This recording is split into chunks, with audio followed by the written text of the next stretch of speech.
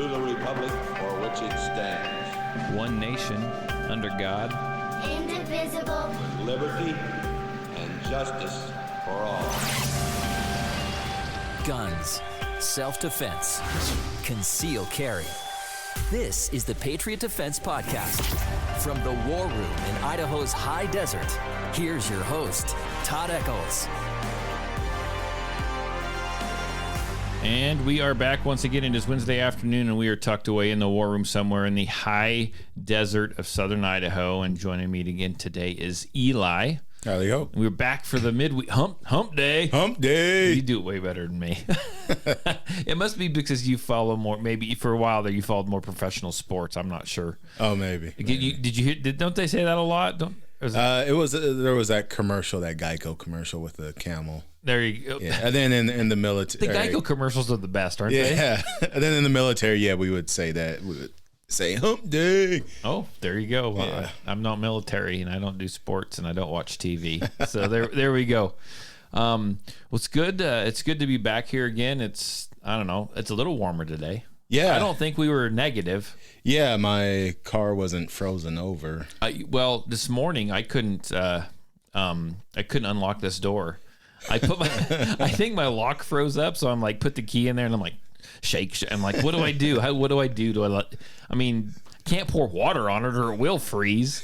And I noticed as it gets cold, they're all getting a little sticky. I think I might just jam a little WD-40 up in there and just kind of see what happens. I want to eventually get these locks all changed out to. I hate keys. I lose keys. I don't like keys, and so I think I want to get all the keypad entry. And it looks cool. Yeah. So I looks official. It does. Yeah. I'll have to show you before you leave. I actually posted a picture on Facebook a little while ago. I was getting my classroom ready because I got the men's group is meeting tonight, the men's shooting academy, and I've got a big stack of cardboard in there leaning up against the wall, just huge stacks of it. It's kind of dwindling now, but I got them from the kids' school, from the local grade school. Like the art teacher had this and said, "Do you want?" I said, "Yeah, I'll take every bit of it." And so I think I brought 3 truckloads home. Oh, yeah.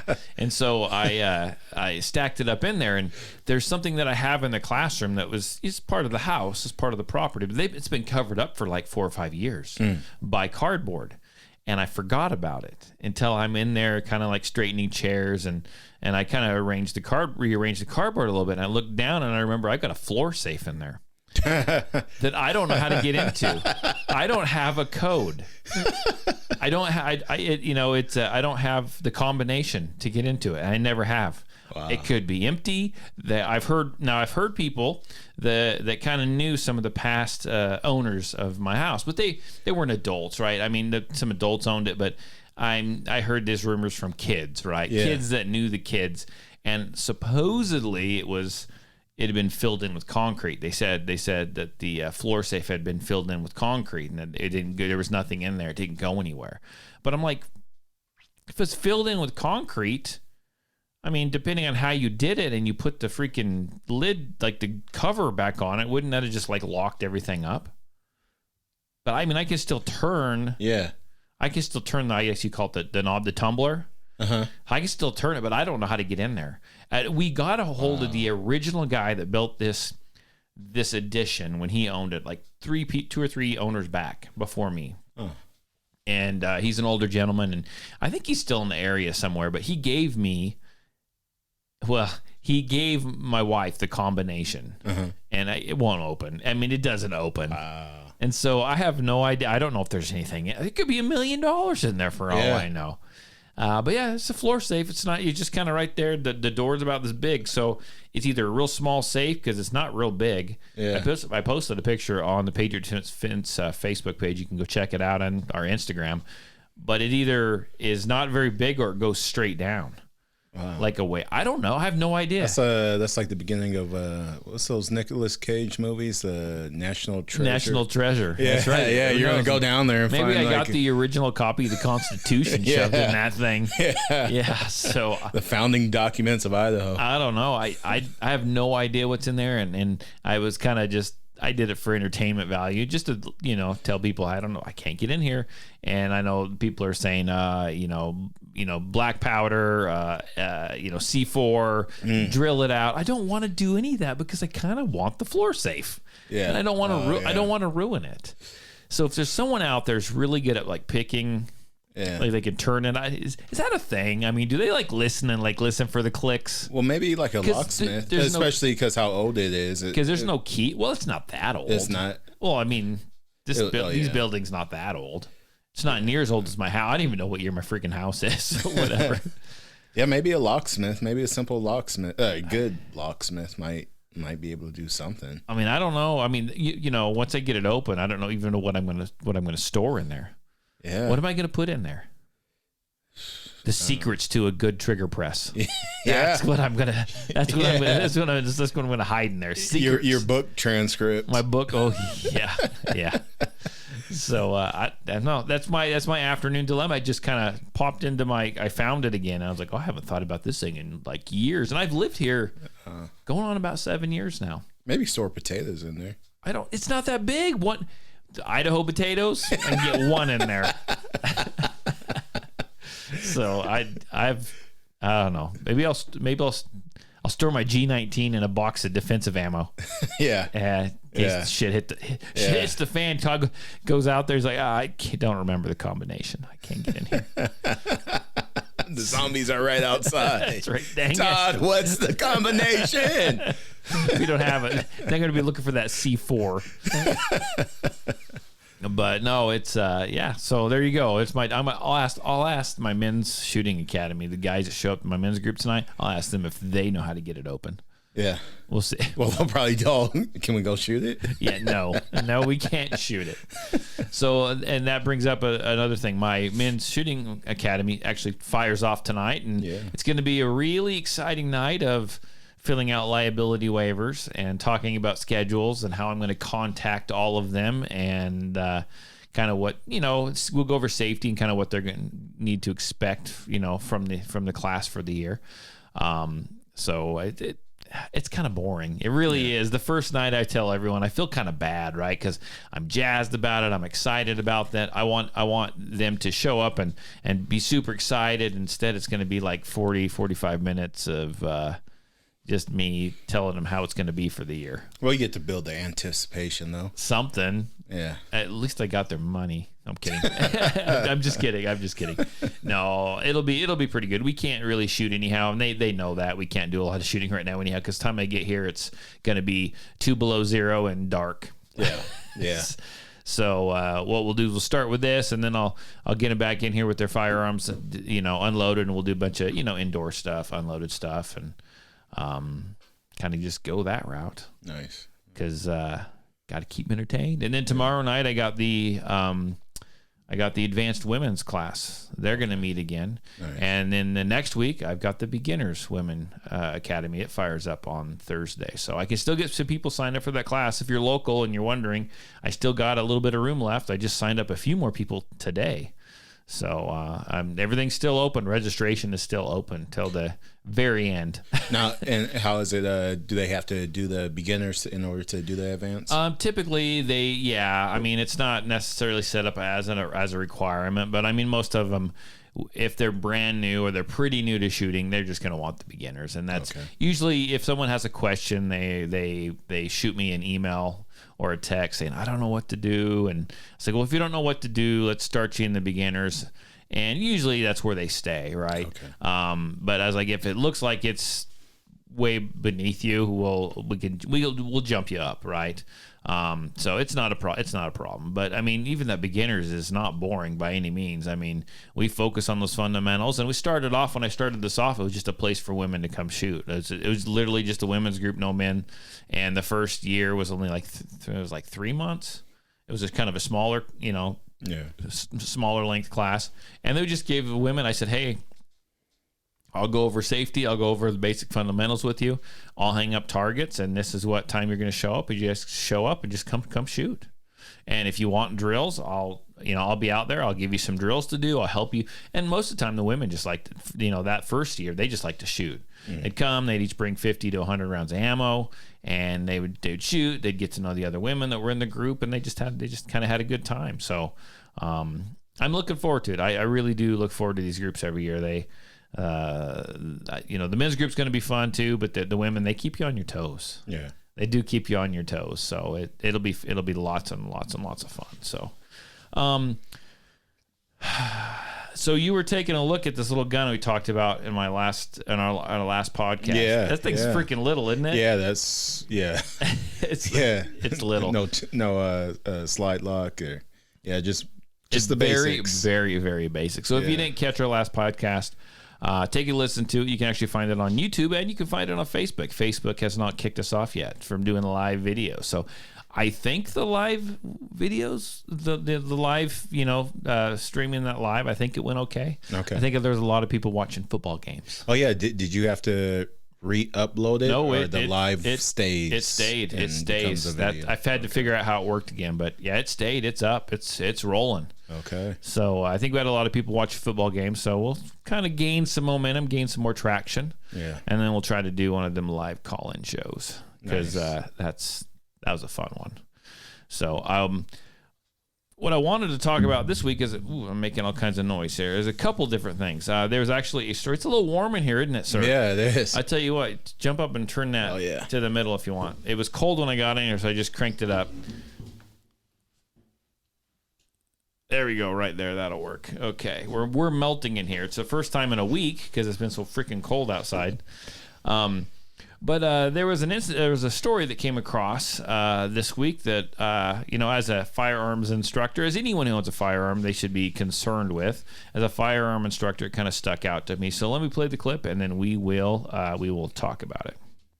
Atlanta police now describing a fatal shooting this afternoon near Mercedes-Benz Stadium as an unfortunate accident. This happened at an apartment complex on Markham Street Southwest. APD says this was an incident between a man and a woman who were dating each other, leading to the woman being shot in the chest. The couple visiting friends at the time of the shooting were told that APD has seen surveillance video of the incident from a nearby Ring camera, which shows how the sequence of events tragically unfolded.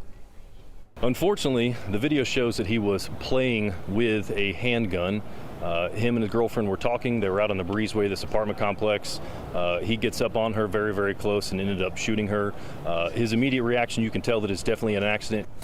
The woman was taken to Grady. It is there that she later died. The investigation continuing by authorities, but the boyfriend was taken into custody. Charges now are being considered. So there you go. I mean, I'm sure it was an accident, right? But we have these things in the firearms community called, we call them negligent discharges, or we call them accidental discharges.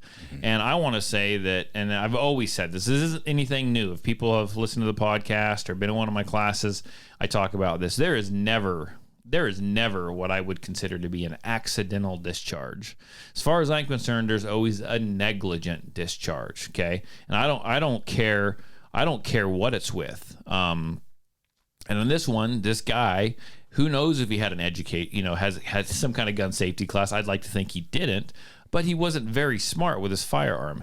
It says in there that he was playing around with his firearm, and when with him and his girlfriend, I don't know what they were doing. I tried because there's like a Ring doorbell video of this. They've talked about it, but I have not been able to find the actual video, and I'd like to kind of see what happened. But he was playing around with his firearm. He pulled his girlfriend in close, and then she was shot, I think multiple times. And so, I mean, how does that work? My question is why did you draw your firearm? Your firearm, if you carry a firearm for protection, unless you were going to use that gun, it better be in a freaking holster, and it better stay holstered. Mm-hmm. Unless you are taking it out to defend yourself, taking it out to shoot it at the range, or you're unloading it to put it away for the night, if that's what you do with your carry gun. So that was very negligent, and I hate to say it, and he's going to have to live with that. He made a horrible, negligent, not accident, negligent mistake. The gun didn't fire itself. Yeah. So not only was it out of the holster, obviously, hopefully he even had a holster, but not only was it out of the supposed holster that we haven't heard anything about, but it fired. And that means that what? That his finger was on the trigger, right? Yeah. The gun didn't fire itself. The only ones that tend to do that, occasionally lately in the news are going to be the SIGs, right? And I am going to tell you right there that I used to say that if a gun malfunctions, and goes off, I want to call that accidental, but I'm still going to call that negligent, because who's that negligent on? That's negligent on the part of the manufacturer. Yeah. Honestly, that's the way I look at it. So negligent. Unfortunately, this poor guy's going to have to live with the fact that he just killed his girlfriend. And it's probably going to be, I don't know what they're going to say. Even if they say involuntary manslaughter, he's probably going to prison for this. Not necessarily. Well, it can be an accident. I'm not, I got a little carried away, but still. But yeah, it's a possibility based off of the negligence. Even if he does it, he's got to deal with that. Yeah. Yeah. What are your? I'm just talking. You're just You're waiting for me to shut up. I'll let you. Yeah, a firearm's a tool, and I think it goes with any tool, right? You don't play with it, whether it's a lawnmower, an axe, or anything that you typically would use that is a tool that is. Basically, most tools can cause some kind of physical damage if you use it inappropriately. So a firearm's a tool, and just like any other tool that you have, you shouldn't just be playing with it. And that goes for whether you're seasoned on the tool or not. A friend of mine lost his life doing that. He was a Marine, early 40s. I was in the Air Force with his wife, and ended up couple years later, found out that he was under the influence. He had been drinking. He was in his garage with one of his sons, and was cleaning I think it was a rifle.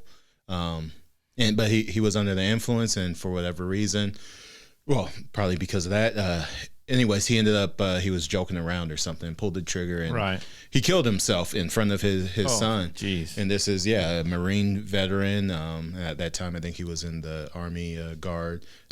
But yeah, he was seasoned. He knew firearms and everything. So that I think this story that you just played is, this may have been someone who didn't know firearms and kind of was joking around, or it could have been a seasoned person. Either way, just understand that it's a tool.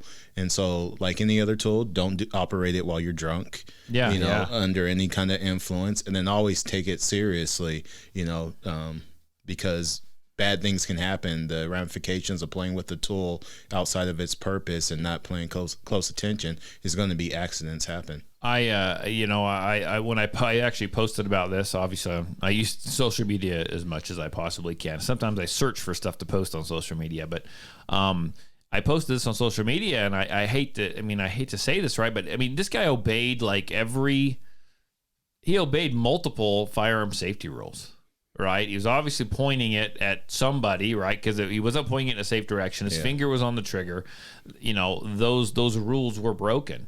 And could this have been solved? I don't know his backstory, right? I don't know his backstory, but let's say, could this have been solved? Hopefully, with just a basic firearms safety class. Yeah. And I'm all for the Second Amendment, and I'm all for everyone owning a firearm, and I get that. And the libertarian in me says, I don't want any government intrusion, and I don't want the government to tell me what I have to absolutely do. And I'm not saying that I think the government should require you to take a class before you own a firearm. What I'm saying is, and I just want to throw this out there, maybe it'll help someone else, but if you've got guns in your home, and especially if you carry a firearm for self-defense, you should feel the weight of responsibility that comes with that, and you should search out some kind of education. Yeah. Whether it be a permit, whether it be a safety, whether it just be a beginner's class. You need something, because I think, truly, obviously this would have been, if he wasn't playing with his gun, it wouldn't have happened. But if he would, maybe he just didn't know better. I don't know. Yeah, and like I said, it's a tool. So I'm thinking, even if you're a chef in the kitchen, right, or you're beginning, right, if you walk in and the chef is throwing knives in the air and just making a joke out of it, the knife is a tool, and any adult with a kid, you understand there's steps towards allowing your kid to use a knife, and then what knives they're using, and work their way up to the sharper knives that could cause more damage. And there's probably a lot of people that lose limbs or fingertips or something every year in the kitchen from improperly using a tool like a knife. And so a firearm's not different, right? If anything, it's worse. Yeah, if you're going to enter the kitchen of owning a firearm and carrying it, take it just as seriously. if you're in the kitchen, you're not playing with the knives, right? You're building up, you're making sure you use it right, never pointing it in the wrong direction. Yeah. People think because a firearm, doesn't have that sharp tip as if it's different, but no, you should take that just as serious as a weapon like a knife, to make sure everyone maintains their safety. And one of the interesting things is also people will just assume they don't need a safety class. They'll assume that they know it all. I think was it last year or the year before? I think it was the year before. I went to a couple places that sells firearms that they like to, give out my business cards and stuff. And I actually said to them, I said, here's these little flyers. Here's my business cards. Anyone that buys a firearm from you, give the, and they can prove to it. I even announced this on the radio, everything. They can show me that they've purchased a firearm, because I like to help out the places that gives my business cards out.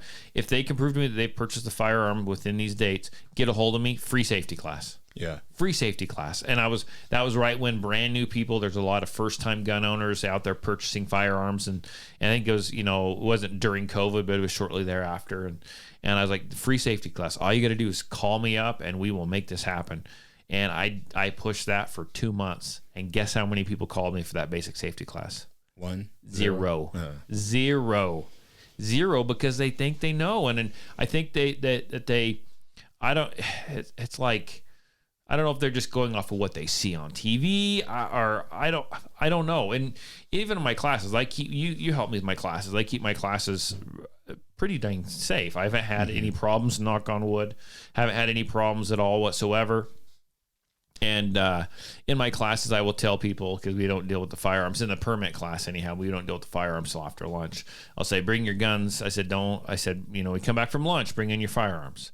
Bring in your bag, bring them in your holster. Don't get them out. Don't wave them around. Don't whatever until we just bring them up here, but don't get them out and mess with them till we get on the range. Till we get on the range, I assign you a lane, and then you have a safe down range that's clear of people, clear of things, and then you can get your firearms out, right? Yeah. But they stay at the table. You've heard me tell them that before. Yeah.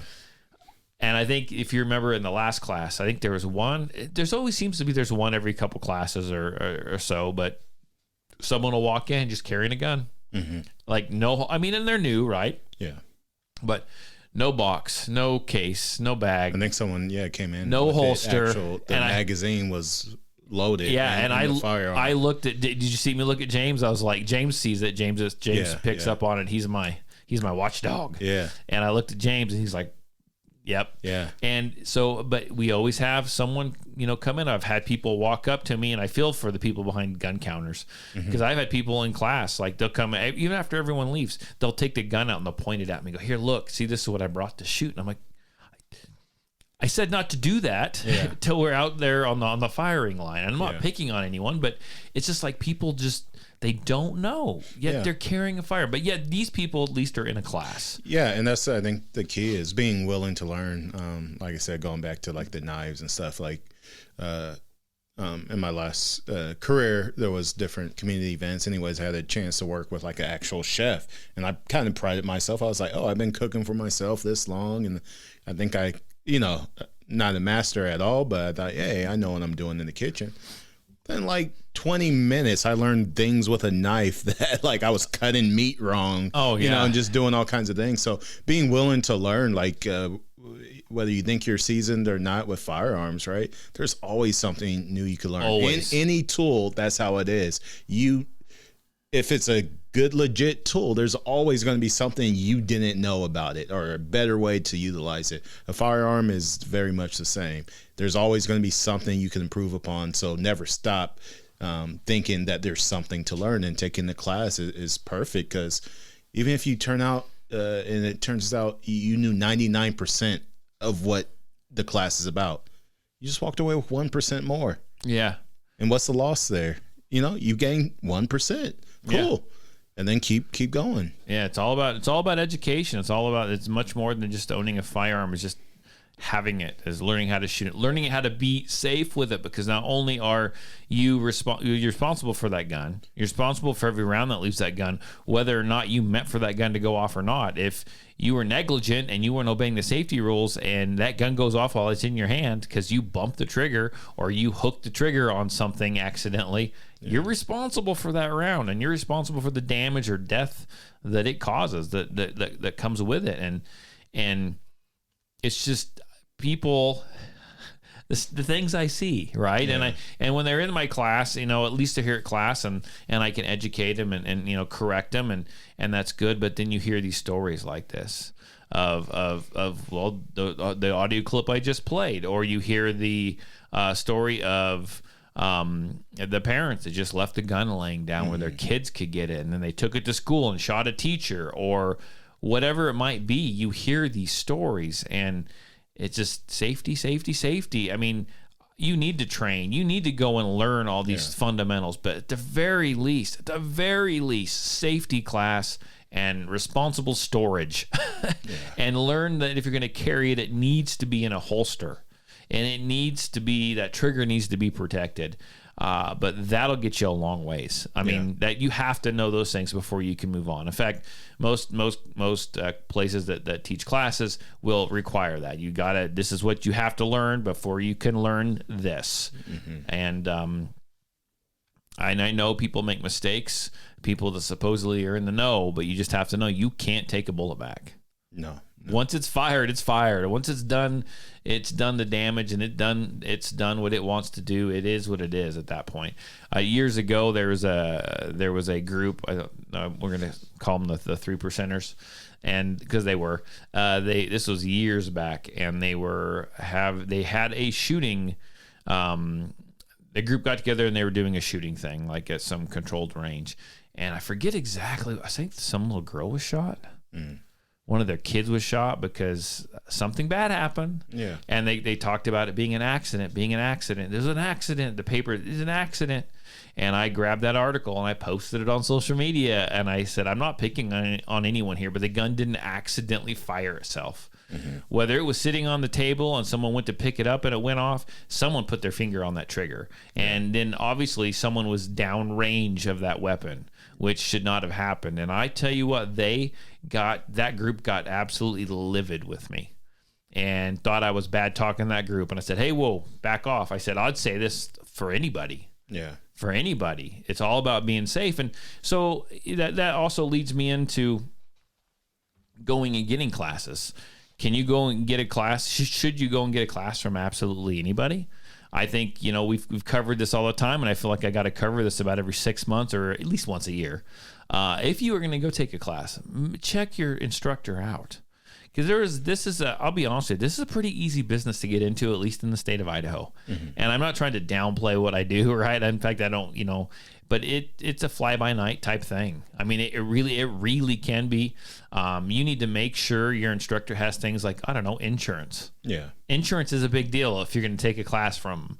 And you need to be able to prove that you have that insurance if somebody asks. But you need to check on that. You need to check with people. You need to check with word of mouth. People, past students, ask them what their experience was. Not only did they have a good time, was the instructor was he an understanding gentleman? Did he help you? Was he patient?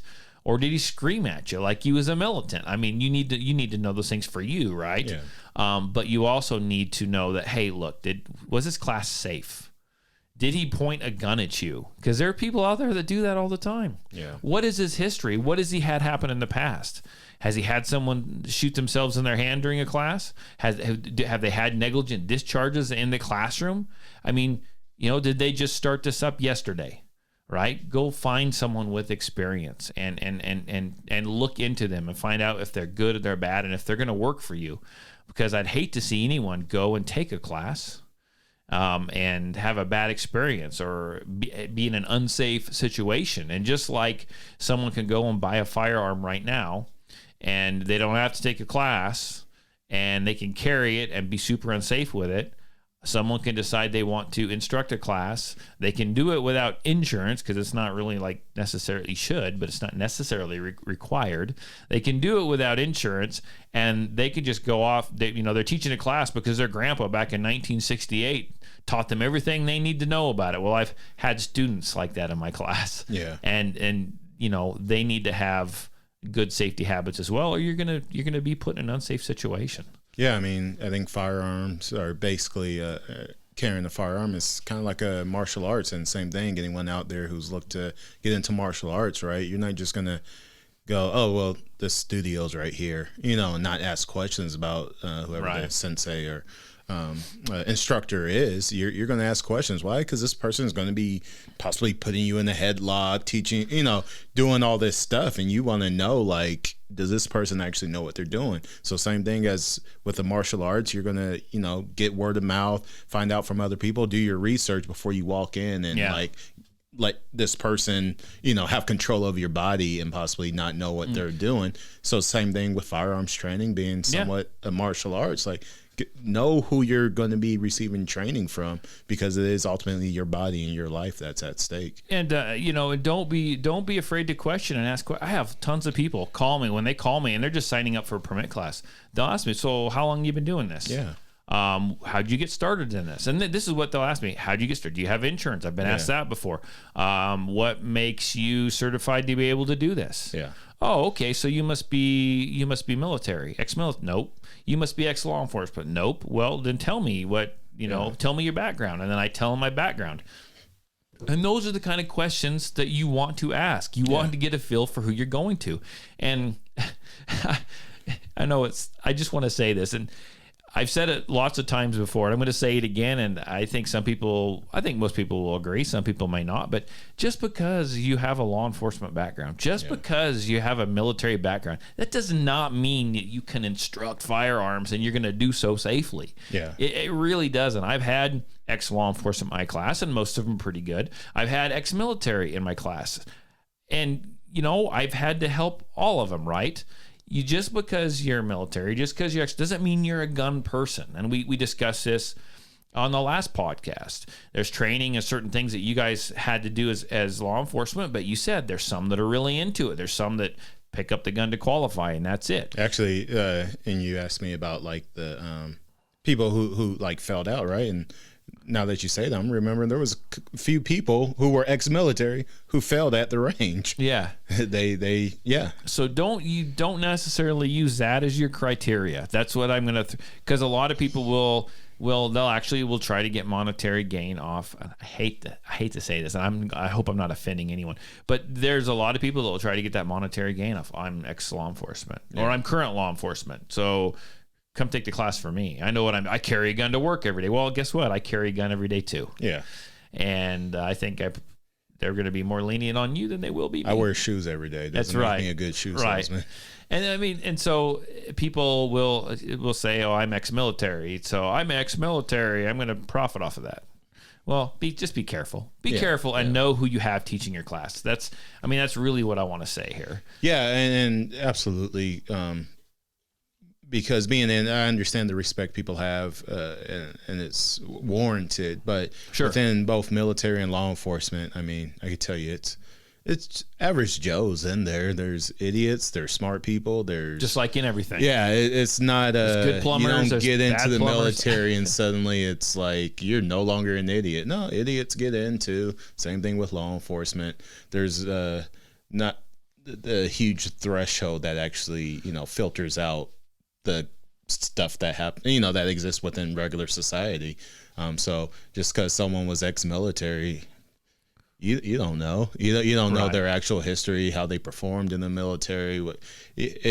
So yeah, military and law enforcement is not like a prerequisite, and doesn't necessarily. It's not even a stamp of approval because they're still a human being. You need to see where they stand on their knowledge and actual experience. So the best thing to do, and I'll just rehash this again, the best thing to do then is go ahead and ask him the questions, ask an instructor some questions, go look on his social media, look up his history, kind of look and see, what he posts, and maybe try to find some ex-students, some people that have taken classes from them, and ask them what their experience was. Did they have fun? Did they learn?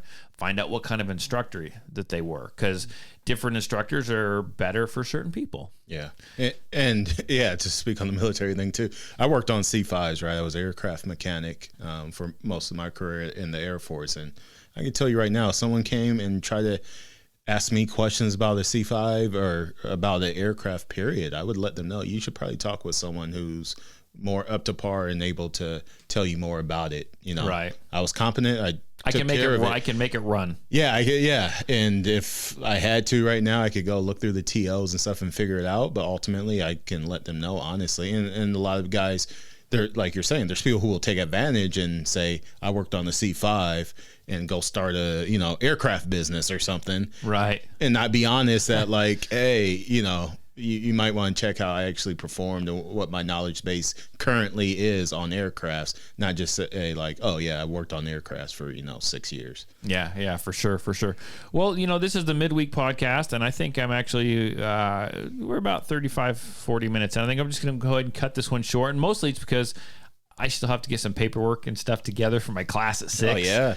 And I went and ran this morning, and I still need to shower. I need to change my clothes. Throw some dirt on it. Yeah, something. I gotta smell good. I gotta smell good for the What's class. a men's class? So, well, I don't want to be that stinky guy though. You'll fit right in. Mostly it's really cold, and I just need to go take a hot shower and try to warm up a little bit. Yeah, there you go. So, but yeah, no, thanks I want to thank everyone for supporting the podcast, for tuning in, for listening, for subscribing. Share it on your social media. If you got any questions or comments, you can reach me via phone or text. Area code 620-794-6223. That's area code 620-794-6223. Like us on Facebook, find us on Instagram. I've been posting I figured out how to post at the same time. Once I post to Instagram, it'll post on Facebook. Once I post to Facebook, I'm trying to make my job a lot easier. So if you haven't liked us on Instagram and you're there, go find it. I'd like to get the likes more on Instagram, I guess, if I could. And same thing with Facebook. If you want to support the podcast, share it with your family, share it with your friends. You can also become a Patreon member. The info for Patreon will be in the show notes. Until then, I will see you guys Sunday. Can you make it back Sunday? Sunday. Yeah. Okay. I'm just making sure you're building up for a minute. So I'll see you guys again on Sunday, and I think we'll go live again. I think that went okay. I'd like to kind of make a habit of it. I think that's how we're going to get some viewership. We right? didn't break the camera. We didn't break the camera. It's still functioning. It's still running, and I think we'll try and go live again. So you guys, everyone, have a good week wherever you are. I know we're having a freaking cold bout all across the U.S. Stay inside, stay warm, work on your dry fire. I'll see you this weekend. Bye.